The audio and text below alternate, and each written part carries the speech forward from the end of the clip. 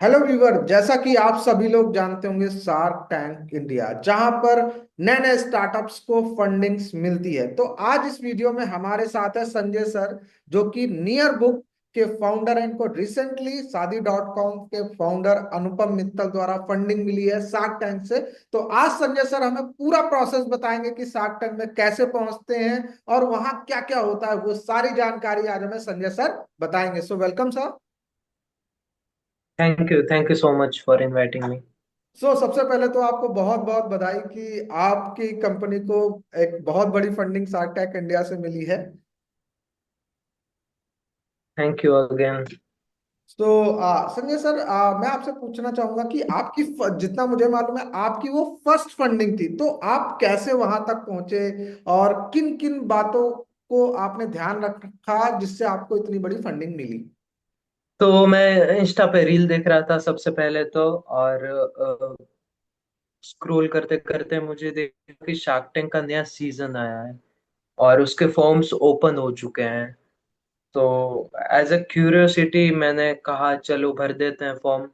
मुझे पता नहीं था कि मेरा सिलेक्शन हो जाएगा, सच कहूँ तो। मैंने बस भर दिया था क्योंकि हम काफी प्री रेवेन्यू थे उस वक्त, तो लगा नहीं था कि हो जाएगा, बट बाय चांस हो गया। तो सारी डिटेल्स फिल की, सबसे पहले तो वही करते हैं। और काफी इजी प्रोसेस है, इतना कुछ हार्ड प्रोसेस है नहीं उसमें। तो डिटेल्स फिल कर दी। उसके बाद कुछ टाइम बाद उनका कॉल आता है कि आपको ऑडिशन राउंड के लिए बुलाया है। तो ऑडिशन के लिए मैं जाता हूँ। ऑडिशन किस्मत से अच्छा हो जाता है, काफी अच्छा गया था मेरा ऑडिशन। तो ऑडिशन के बेस पे वो लोग सेलेक्ट करते हैं फाइनल राउंड में। तो संजय जी, जो ऑप्शन तो होता है ये ऑनलाइन होता है या आपको कहीं जाना पड़ता है।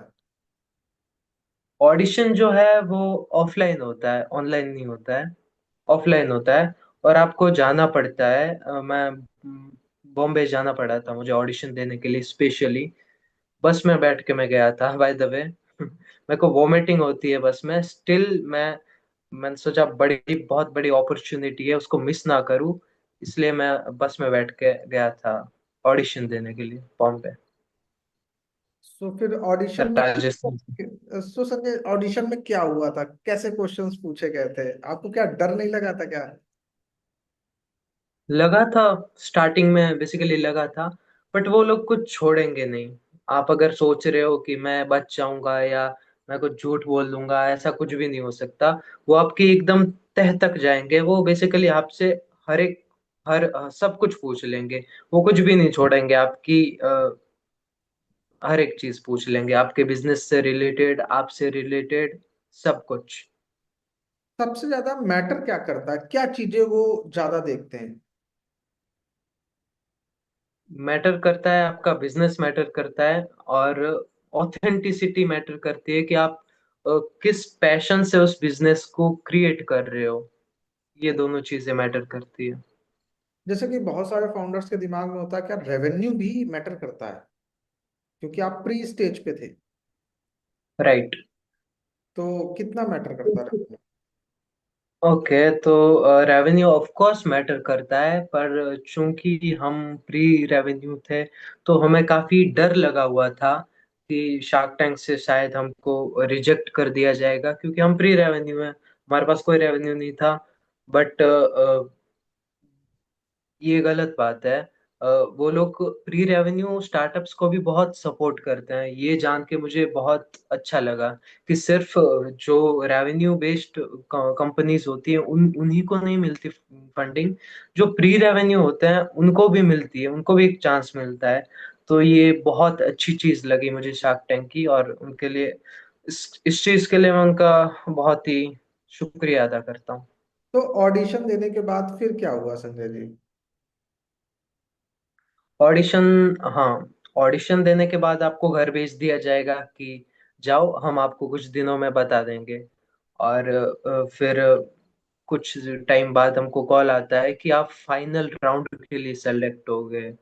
तब तो भाई सु- एकदम as a dream come true, सपना जैसे सच हो जाता है, बिल्कुल ऐसा ही लगा था। क्योंकि लाखों लोगों ने अप्लाई किया था, उनमें से गिने चुने को ऑडिशन राउंड के लिए बुलाया गया, और उनमें से भी कुछ चुनिंदा लोगों को फाइनल राउंड के लिए बुलाया गया।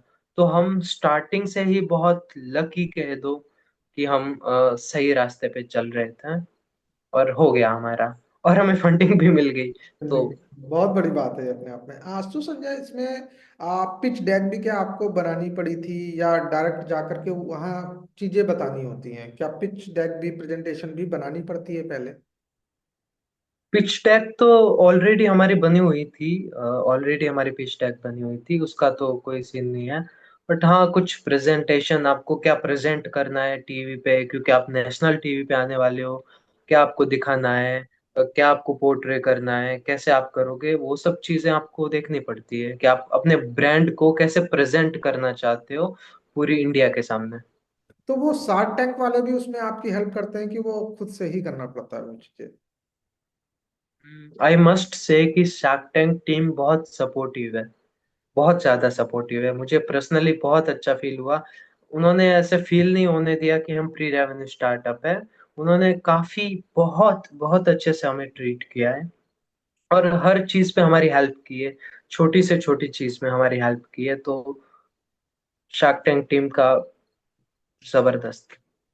तो जब संजय आपका फाइनल जो राउंड चल रहा था, जब आप सारे जजेस के सामने गए, तो क्या हुआ? उस जर्नी को आप जरूर शेयर करें हमारे व्यूवर्स के साथ।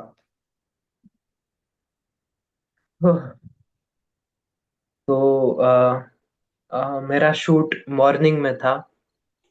तो जाने से पहले मैं होटल में देखता हूँ अपने आप को, और मैं बहुत डरा हुआ था। जिस दिन शूट था उसकी पिछली रात तो आपको नींद ही नहीं आएगी, सच कहूँ तो आपको नींद आ ही नहीं सकती है। आप बस सोचते रहोगे क्या होगा, क्या बोलना है, क्या करना है, ये सारी चीजें आपके माइंड में चलती रहेगी कि आपको नींद बिल्कुल भी नहीं आएगी। तो मेरे साथ भी कुछ ऐसा ही हो रहा था। फिर सुबह सुबह मैं देखा अपने आप को आईने में, और कहा कि आर्या पार, या तो कर ले या मत कर, बस यही था।